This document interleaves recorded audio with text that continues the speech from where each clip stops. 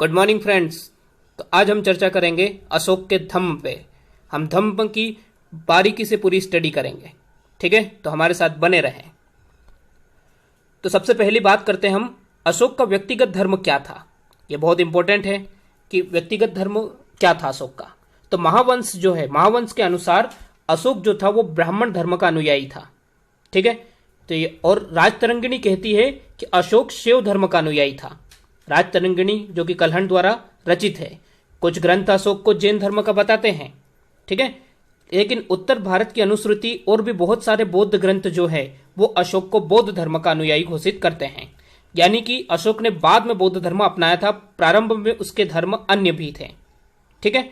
और ये बात अच्छे से समझने के लिए आपको प्रीवियस वीडियो भी देखना होंगे, उसमें मैंने अशोक के धर्म को और भी एक्सप्लेन किया हुआ है। आगे बढ़ते हैं हम। अब धम्म क्या है? बार बार ये शब्द आपके दिमाग में आ रहा होगा कि आखिर धम्म है क्या। तो संस्कृत में हम धर्म कहते हैं और उसी को प्राकृत भाषा में हम धम्म कहते हैं, ठीक है? यानी धम्म जो है वो संस्कृत का ही प्राकृत रूपांतरण है, ये आप याद रखिएगा। जो कि संस्कृत में धर्म है वही प्राकृत में धम्म है। अब बात आती है कि अशोक जो है वो अशोक का धम्म है क्या। तो अपने दूसरे स्तंभ लेख में अशोक स्वयं से प्रश्न करता है कियम चु धम्मे, फिर उसका उत्तर भी देता है। दूसरे तथा सातवें शिलालेख के माध्यम से वह इसका उत्तर भी देता है। और क्या कहता है वो उत्तर में दोस्तों? तो कहता है अप आसीनवे बहु कथाने दया दाने सचे साचिए माधवे साधवे च। ये आपको शब्द याद होना चाहिए। एमपीपीएससी मेंस में आपको यह लाइन लिखना ही पड़ेगी धम्म में, ठीक है? वरना नंबर आपको नहीं मिलेंगे। तो अब इसका मतलब क्या हुआ? तो इसका मतलब यह है अपासीनवे यानी कम पाप करना या पाप करने से बचना, बहुकथाने यानी कल्याण करना, दया दाने यानी दया दान करना, सच्चे साची यानी सत्य बोलना, पवित्रता से रहना, माधवे साधवे यानी स्वभाव में मधुरता और साधुरता बनाए रखना ही धम्म है, ठीक है? तो यह है धम्म की परिभाषा। आप विशेष तौर पर याद रखिएगा, यही क्वेश्चन आएगा, आप लोग इसे भूलिएगा मत। तो ये था अशोक का धम्म। धम्म के अंतर्गत और भी बहुत सारे गुण थे, यानी बड़ों का आदर करना, गुरु का सम्मान करना, दासों के साथ उचित व्यवहार करना, ये भी सभी धम्म के अंतर्गत आते हैं। अब आगे बढ़ते हैं हम। भाई अशोक जो था, क्वेश्चन ये बनता है अशोक ने जो धम्म है ये धम्म क्यों अपनाया, क्यों प्रारंभ किया धम्म? तो इसका आंसर मिलता है दोस्तों सामाजिक तनाव को कम करने हेतु। हमने यूनानी आक्रमण पढ़ा था, ईरानी आक्रमण पढ़ा था, यानी यूनानी और ईरानी लोग भी भारत में आकर बस चुके थे। यानी भारत में विभिन्न संप्रदायों के लोग रह रहे थे, ठीक है? उनमें सांप्रदायिक तनाव बना रहता था। दूसरी बात अगर हम करें तो भाई वर्ण व्यवस्था जो थी, वर्ण व्यवस्था बहुत ही ज्यादा कठोर हो गई थी। अब वर्ण व्यवस्था कठोर हो गई थी, छुआछूत बहुत ही बढ़ गया था।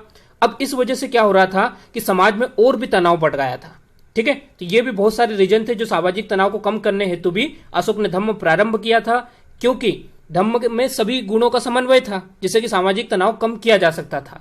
राजनीतिक उद्देश्यों की प्राप्ति हेतु बिल्कुल अशोक जो था उसने राजनीतिक उद्देश्यों की प्राप्ति हेतु भी धम्म प्रारंभ किया था। अशोक का हृदय परिवर्तन हो गया था, अतः वो भेरी घोष के स्थान पर धम्म घोष की नीति उसने धारण कर ली थी। अब धम्म घोष की नीति, भेरी घोष की नीति, यानी वो युद्धों के द्वारा जनता का दिल नहीं जीतना चाहता था, वो तो जनता को मतलब उनके गुणों के कारण जीतना चाहता था, ठीक है? तो ये भी एक रीजन था। आगे अगर बात करें तो बौद्ध धर्म का प्रभाव, बिल्कुल बौद्ध धर्म के प्रभाव के कारण भी अशोक ने जो है धम्म प्रारंभ किया। अब बौद्ध धर्म के प्रभाव के कारण यानी कि भाई जितने भी गुण हम देखते हैं उसमें से मैक्सिमम गुण अहिंसा, मधुरता, ये सारी चीजें बौद्ध धर्म में मिलती है हमें। तो ये भी एक रीजन रहा है। आगे बढ़ते हैं हम। भाई धम्म की प्रकृति क्या थी, इस बात को लेकर इतिहासकारों में काफी मतभेद है। अगर फ्लिट महोदय की हम बात माने तो वो कहते हैं कि अशोक का धम्म जो था ये राजधर्म था, ठीक है? लेकिन अगर हम देखें तो ये सिर्फ राजधर्म नहीं था दोस्तों, जनता भी इसको अपनाती थी। जनता के बीच में ये धर्म जनता का धर्म भी था। तो ये भी आप बात विशेष तौर पर याद रखना, सिर्फ राजा का धर्म नहीं था ये। तो ये तर्क जो है वो उचित नहीं बैठता है। राधा मुकुंद मुखर्जी की बात माने तो ये कहते सभी धर्मों का समन्वय या साझी संपत्ति था। तो बिल्कुल ये हम कह सकते हैं क्योंकि उसमें सभी धर्मों के गुण सम्मिलित थे। सोनाट महोदय कहते हैं कि ये बौद्ध धर्म था। ये भी बिल्कुल तर्क सही नहीं है, क्यों अशोक जो है अशोक निर्वाण प्राप्ति की बात नहीं करता, अशोक जो है वो मोक्ष प्राप्ति की बात करता है। और मोक्ष का उल्लेख बौद्ध धर्म में नहीं है। बौद्ध धर्म निर्वाण की प्राप्ति की बात करता है, तो ये भी एक रीजन रहा है। रोमिला थापर की अगर हम बात करें तो वो निजी कल्पना थी, यानी अशोक का धम्म जो था वो अशोक की निजी कल्पना थी, जो उसने प्रशासनिक उद्देश्यों को दिमाग में रखकर बनाया था। ठीक है, तो ये एक बात आती है।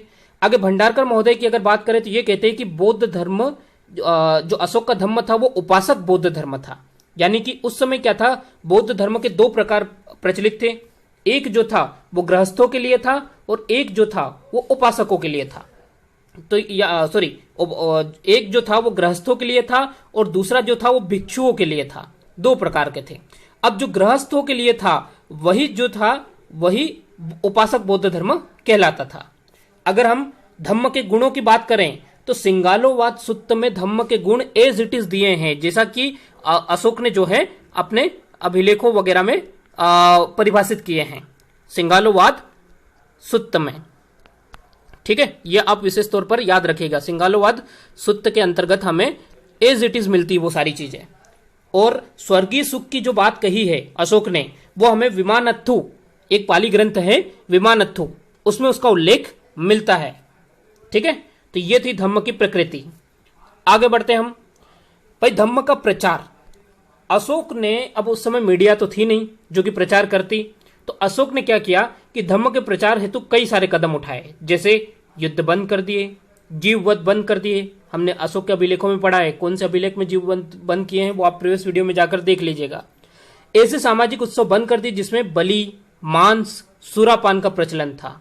धम्म यात्राएं प्रारंभ की, ये भी मैंने उल्लेख किया है कि सबसे पहले कहां से धम्म यात्रा प्रारंभ की थी। ठीक है, आप प्रीवियस वीडियो जाकर जरूर देखिएगा। धम्म महामात्रों की नियुक्ति भी की थी, धम्म प्रचारक विदेश भेजे थे। ठीक है, अपने पुत्र महेंद्र और पुत्री संघमित्रा को श्रीलंका भेजा था।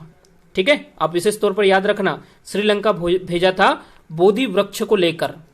ठीक है, अब बात करें अभिलेख लिखवाए, बिल्कुल अभिलेखों में भी हमें धम्म के बारे में पूरी जानकारी प्राप्त होती है। तो ऐसे बहुत सारे कार्य अशोक ने धम्म के प्रचार हेतु किए थे। आगे बढ़ते हैं हम। अब क्वेश्चन ये बनता है, अक्सर मेंस में लिखने को आ जाता है कि क्या अशोक का धम्म बौद्ध धर्म ही था। ठीक है, अब इस पे बड़ा विवाद है। तो अगर हम देखें तो भाई ये बौद्ध धर्म नहीं था। क्यों नहीं था? क्योंकि अशोक ने बौद्ध धर्म को राजकीय धर्म नहीं घोषित किया था। ठीक है, जब बौद्ध धर्म राजकीय धर्म है ही नहीं, यानी कि अशोक जो है वो मतलब बौद्ध धर्म की बात नहीं कर रहा है। अब अशोक के अभिलेख अगर हम देखें, उसमें आर्य सत्य, अष्टांगिक मार्ग, इनका उल्लेख आपको कहीं नहीं मिलता है। तो एक ये भी रीजन जिसके द्वारा ये कहा जा सकता है।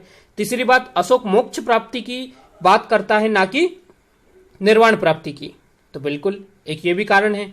तीसरा, अभिलेखों में बौद्ध धर्म का कहीं उल्लेख नहीं मिलता है। यही सारे रीजन है कि अशोक के धर्म को हम बौद्ध धर्म नहीं कह सकते। अब निष्कर्ष क्या निकालेंगे हम? निष्कर्ष क्या कहेंगे? तो निष्कर्ष हम कहेंगे कि यह कहा जा सकता है कि अशोक का धर्म किसी धर्म विशेष से प्रभावित नहीं था, बल्कि सभी धर्मों का सार था। यही निष्कर्ष आपको लिखना है दोस्तों, एकदम सीधा सा सिंपल सा निष्कर्ष है ये। ठीक है, तो एग्जाम में ये पूछा जाएगा, आप विशेष तौर पर याद रखिएगा। आगे बढ़ते हम। अब क्वेश्चन आता है कि भाई अशोक का धम्म जो है ये सफल रहा या असफल रहा? तो भाई अधिकतर इतिहासकार जो वो कहते हैं कि भाई अशोक का धम्म अपने उद्देश्यों में काफी हद तक सफल रहा, किंतु रोमिला थापर कहती है कि अशोक का धम्म असफल रहा। ये आप इमेज देख सकते हैं, ये रोमिला थापर जी हैं। ठीक है, तो अब क्यों इन्होंने ऐसा क्यों कहा? तो उसके पीछे रीजन है कि भाई समस्याओं का समाधान नहीं हो पाया। हमने देखा कि अशोक ने प्रारंभ क्यों किया गया था, विभिन्न प्रकार की समस्याओं के कारण।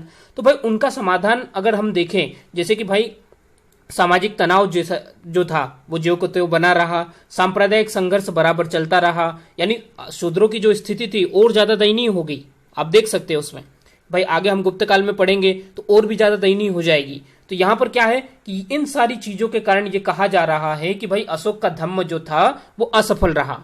और अगर हम आगे की बात देखें तो अशोक को अपने अंतिम समय में मात्र एक आंवला खाने को मिलता था, उसके पुत्रों ने भी अलग पूरे साम्राज्य का विभाजन कर लिया था। तो यहां पर अगर देखें तो बहुत सारे ऐसे रीजन है जो बताते हैं कि अशोक का धम्म ये असफल रहा। ठीक है, लेकिन एकदम इसको पूर्ण रूपेण असफल हम नहीं कह सकते, काफी हद तक अपनी मतलब उसमें सफल भी रहा है। ठीक है, तो ये रीजन थे। तो ये पूरी चर्चा हमने की है अशोक के धम्म पे। अगर वीडियो अच्छा लगा हो तो लाइक शेयर सब्सक्राइब जरूर कीजिएगा। धन्यवाद।